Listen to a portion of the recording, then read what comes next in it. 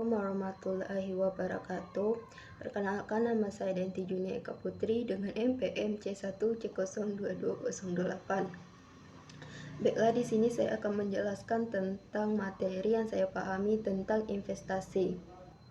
Investasi adalah tindakan atau proses pengolokasikan sejumlah sumber daya seperti uang, waktu, dan usaha ke dalam suatu aset atau proyek dengan harapan mendapatkan keuntungan di masa depan.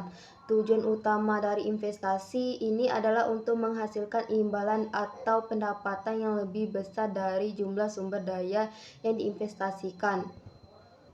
Investasi dapat dilakukan dalam berbagai bentuk aset, termasuk saham, obligasi, real estate, mata uang, komoditas, perusahaan, startup, dan masih banyak lainnya. Tujuan dari melakukan investasi yang pertama itu pertumbuhan modal yang mana meningkatkan modal atau nilai investasi mereka waktu ke waktu. Yang kedua itu pendapatan pasif. Pendapatan pasif ini untuk menghasilkan pendapatan yang berasal dari pembayaran bunga, dividen, atau sewa. Yang ketiga itu ada pensiunan. Pensiunan ini untuk merencanakan masa pensiun mereka untuk setelah mereka tidak bekerja lagi. Yang keempat itu untuk pendidikan anak.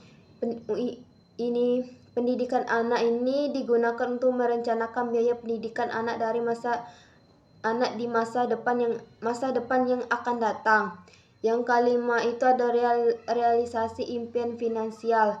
Biasanya ini membantu mewujudkan impian finansial tertentu seperti beli rumah, impian berliburan, atau memulai bisnis baru. Yang ketujuh itu mengelola risiko keuangan. Ini biasanya seperti obligasi atau asuransi yang digunakan untuk mengurangi risiko keuangan yang mungkin timbul dari peristiwa tak terduga. Yang ketujuh itu pengolahan harta warisan. Biasanya ini untuk melestarikan harta warisan yang akan diwariskan. Selanjutnya itu ada jenis-jenis investasi. Jenis-jenis investasi ini yang pertama itu ada saham. Saham ini adalah kepemilikan dalam suatu perusahaan. Yang kedua itu ada obligasi. Obligasi ini adalah surat utang yang dikeluarkan oleh pemerintahan atau perusahaan. Yang ketiga itu reksadana. Reksadana ini adalah pool dana yang dikelola oleh manajemen investasi. Yang keempat itu ada real estate. Real estate ini adalah mencangkup kepemilikan properti fisik seperti tanah, rumah, apartemen, atau komersial lainnya. Keuntungannya ini dapat diperoleh dari apresiasi nilai properti dan pendapatan sewa. Yang kelima itu adalah komoditas. Komoditas ini adalah barang mentah atau bahan baku seperti minyak, emas, gandum, dan logam industri lainnya. Yang keenam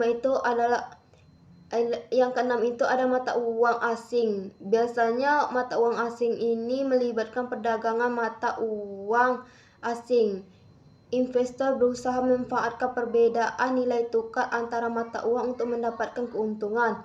Yang ketujuh itulah bisnis startup. Bisnis startup ini melibatkan memberikan dana kepada perusahaan yang baru didirikan dengan harapan mendapat keuntungan dari perusahaan bisnis tersebut.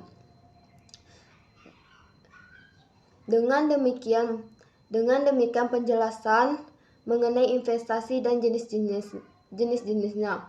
Perlu diingati bahwa setiap jenis investasi memiliki risiko atau potensi keuntungan yang unik. Penting untuk melakukan riset dalam memahami yang baik sebelum memutuskan jenis investasi mana yang sesuai dengan tujuan dan toleransi risiko Anda.